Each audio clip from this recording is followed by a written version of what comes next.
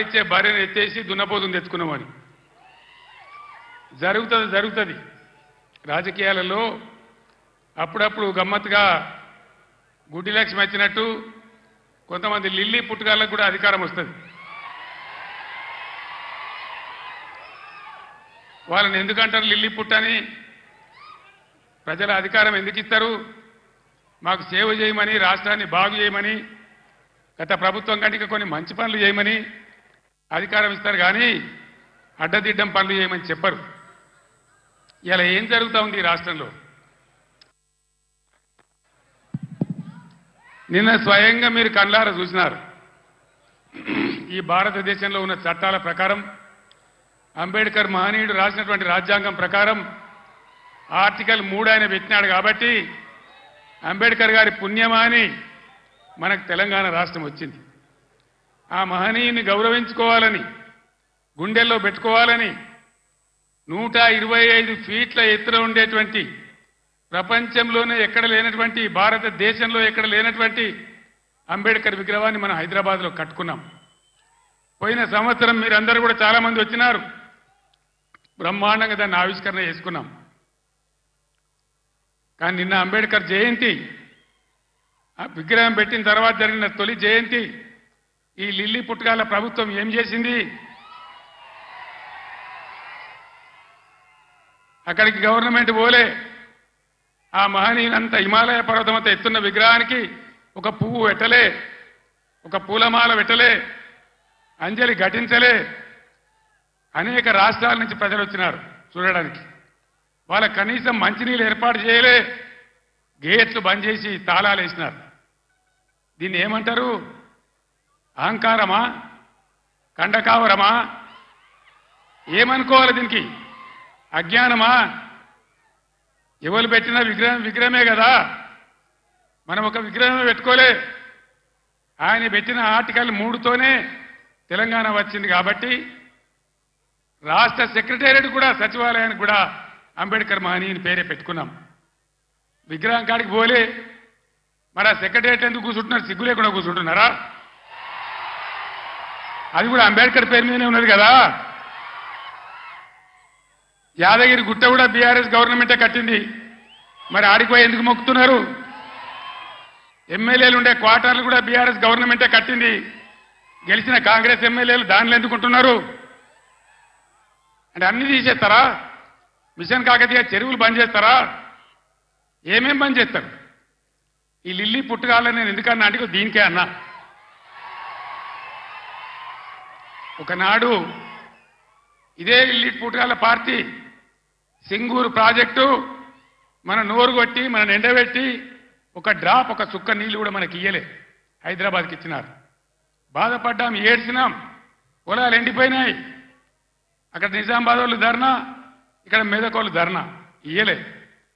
తెలంగాణ వచ్చినాక కదా ఇదే హరీష్ రావు ఇరిగేషన్ మంత్రిగా ఉండి జటా కాలువలు తవ్వి నీళ్లు, సింగూరు కాలువలు తవ్వితే కదా అందులోకి నీళ్ళు వచ్చినాయి, పంటలు పడినాయి. ఎక్కడి నుంచి వాడుకున్నావు సింగూరు నీళ్లు? ఇచ్చినరా వీళ్ళు? వచ్చినాయా ఆనాడు నీళ్లు? ఇవాళ ఏం చేస్తారు ఈ లిల్లీ పుట్టుగాళ్ళు? సంగమేశ్వర, బసమేశ్వర 2 లిఫ్ట్లు పెట్టుకున్నాం బ్రహ్మాండమైనటువంటి. కాళేశ్వరం నీళ్లతోని సింగూరుకు లింకు పెట్టుకున్నాం కాబట్టి అటు నిజాం సాగర్ కానీ, ఇటు మెదక్ జిల్లా కానీ మలన్న సాగర్తో కలుపుకున్నాం కాబట్టి బ్రహ్మాండంగా సంగమేశ్వర, బసమేశ్వర, నారాయణ ఖేడ్కు, జైరాబాద్కు నీళ్ళు వచ్చేటువంటి లిఫ్ట్ పెట్టుకున్నాం. అక్కడ 1,00,000 ఎకరాలు, ఇక్కడ 1,00,000 ఎకరాలు. ఆందోళన నియోజకవర్గానికి కూడా 1,00,000 ఎకరాలు. ఎక్కడ పెట్టిన దాన్ని? ఎందుకు పడబెట్టినరు? ఎందుకు కోల్డ్ స్టోరేజ్లో పెట్టినరు? దయచేసి మీరు ఆలోచన చేయాలి. నేను మీ అందరినీ కోరుతా ఉన్నా, దళిత బిడ్డలను, దళిత మేధావులను నేను కోరుతా ఉన్నా. అంబేద్కర్ గారిని అవమానిస్తే మనం మౌనం పాటించుదామా? దళిత బంధు పెడితే నోరు మూసుకొని పడిందామా? ఇవాళ వాళ్ళకి సురుకు పెట్టాలి. ఇదే పార్లమెంట్ ఎన్నికల్లో బిడ్డ మీరు మోసం చేస్తే గుద్దిత కింద పడకూడదామనే జవాబు మీరు చెప్పాలని చెప్పి నేను మిమ్మల్ని కోరుతా ఉన్నా. తెలంగాణ ఉద్యోగ ఉపాధ్యాయ సోదరులకు కూడా నేను కోరుతా ఉన్నా. ఏం జరుగుతా ఉంది? 4 నెలల సమయంలో ఇప్పుడు 5వ నెలకు వచ్చింది గవర్నమెంట్ వచ్చి. 10 సంవత్సరాలు కేసీఆర్, 10 సంవత్సరాలు నరేంద్ర మోడీ ఒక ఆయన ముఖ్యమంత్రి, ఇంకొక ఆయన ప్రధానమంత్రికి కొనసాగినారు. వాళ్ళు మూడోసారి పదవులలో కూర్చుంటారంట. కానీ 100 రోజుల్లో 6 గ్యారెంటీలలో 5 గ్యారెంటీలు అమలు చేసినా మనం దిగిపోవాలంట. 100 రోజుల్లో పనిచేసిన ప్రభుత్వమే పడిపోవాలంట. 10 ఏళ్ళు పనులకి ఇచ్చిన వీళ్ళేమో మూడోసారి మళ్ళీ కుర్చీలో కూర్చోవాలంట. చెప్పండి, ఈ 10 ఏళ్ళలో మీరు చేసింది ఏంది? 100 రోజుల్లో మనం చేసింది ఏంది? నేను మొన్న దూలం లెక్క పెరిగితే కాదు, దూడకున్న బుద్ధాన్ని ఉండాలని హరీష్ రావు మొన్న అన్నాడు. నేను 15 ఆగస్టు లోపల 2 లక్షల రూపాయల రైతు రుణమాఫీ చేస్తాను. నేనంటే, రేవంత్ రెడ్డి నువ్వు 15 ఆగస్టు లోపల చేయకపోతే నువ్వు రాజీనామా చేయాలా, నువ్వు చేస్తే నేను ఎమ్మెల్యే పదవికి రాజీనామా చేసి మళ్ళీ సిద్దిపేటలో పోటీ చేయను అన్నాడు. నేను ఆ సవాల్ను స్వీకరించి, మంచిది హరీష్ రావు గారు, నీ సిట్టి జేబులో పెట్టుకో రాజీనామాది. 15 ఆగస్టు తర్వాత సిద్దిపేటకు నీ శని వదులుతుంది. చింతమాడికలో పోయి చింతచెట్టు కింద వండుకో అని చెప్పిన. ఇవాళ ఏమంటుండే, అమరవీరుల స్తూపం దగ్గరకు పోయి దాన్ని కూడా ఆయనకి ఎప్పుడు మోసం చేయాలనిపిస్తే ఆ మోసానికి ముసుగు అమరవీరుల స్తూపం. దాన్ని వెనకాల దాచుకొని అబద్ధాలు చెప్తాడు. ఇన్ని రోజులు ఎప్పుడైనా అమరవీరుల స్తూపం కాడిపోయిందా?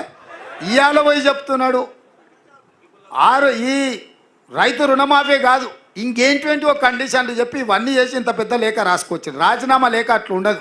నాకు ఎవరో చూపించారు, మొత్తం సీసపత్యం రాసిండు అందులో, వాళ్ళ మామ చెప్పిందంతా. రాజీనామా లేఖ ప్రిస్క్రైబ్డ్ ఫార్మెట్లో స్పీకర్ గారు ఒక ఫార్మెట్ ఇస్తాడు. దాంట్లో ఒక్క పదము పొల్లు పోయినా ఆ కాగితమే చెల్లదు. మళ్ళీ ఈయన సీసపద్యం అంతా రాసుకోవచ్చండి. సీసపద్యం రాజీనామా పత్రం చెల్తుందా? పెద్ద తెలివి అనుకుంటుండే ఆయన. తాటి చెట్టు లెక్క పెరిగితే కాదు నాయన, మోకాళ్ళలో కాదు అరికాళ్ళకు పోయినట్టు నీ తెలివితేటలు హరీష్ రావు. ఇప్పుడు కూడా నేను చెప్తున్నా హరీష్ రావు, నీ సవాల్ను స్పష్టంగా మేము స్వీకరిస్తున్నాం. 15 ఆగస్టు లోపల 2 లక్షల రూపాయల రుణమాఫీ చేస్తా, నీ రాజీనామా రెడీగా పెట్టుకో. రైతులకు రుణమాఫీ చేయకపోతే మాకెందుకయ్యా అధికారం? ఈ రైతులకు రుణమాఫీ చేయకపోతే ఆ రైతులు ఎవరు? మా వాళ్ళే కదా, మా కుటుంబాలే కదా, మా పరివారమే కదా. వాళ్ళ కోసము అయితే 30,000 40,000 కోట్లు అవుతుంది. కానీ ఏమవుతుంది? నువ్వు కాళేశ్వరం దోసుకున్న 1,00,000 కోట్ల కంటే ఎక్కువనా? హైదరాబాద్ చుట్టూతో నువ్వు ఆక్రమించుకున్న వేలాది ఎకరాల కంటే ఎక్కువనా? ఇక సరే, అంత దూరం ఎందుకులే. కానీ మీ దోపిడీ మీలాగా దోపిడీ చేయకుండా ఒక్క సంవత్సరం నేను కడుపు కట్టుకుంటున్నానంటే ఆ 40,000 కోట్ల రూపాయలు బ్యాంకులకు ఎడవసేత్తో చెల్లిస్తాను నేను. అందుకే మీకు అందరికీ మీ ద్వారా తెలంగాణ ప్రజలకు తెలవాలి, 15 ఆగస్టు లోపల 2 లక్షల రైతుల రుణమాఫీ చేసే బాధ్యత మన ప్రభుత్వాన్ని. స్పష్టంగా ప్రజలకు చెప్పండి. రెండవది, బీజేపీ గెలిస్తే ఎస్సీ ఎస్టీ ఓబీసీ మైనారిటీ రిజర్వేషన్లు రద్దు అవుతాయి. రిజర్వేషన్లు ఉండాలి అంటే కాంగ్రెస్ గెలవాలి, రిజర్వేషన్లు రద్దు కావాలి అంటే బీజేపీకి ఓటు వేయాలనేది. ఈ 2 విషయాలను ప్రజలకు వివరిస్తే మీరు చెప్పిన 14 కాదు 15 సీట్లు కూడా తెలంగాణకు గెలుస్తాయని నాకు సంపూర్ణమైన విశ్వాసం ఉంది. చివరగా ఇప్పుడు కూడా హడావిడిగా కలుసుకుంటున్నాం. మే 16 నాడు మీ అందరితోని ఒక మంచి ఫంక్షన్ హాల్లో కూర్చొని భోజనం చేసి ప్రతి ఒక్కరితోని సోషల్ మీడియా కోఆర్డినేటర్లు అందరితోని ఒక్కొక్కరితోని సింగిల్గా ఫోటో దిగుతా 16 మే.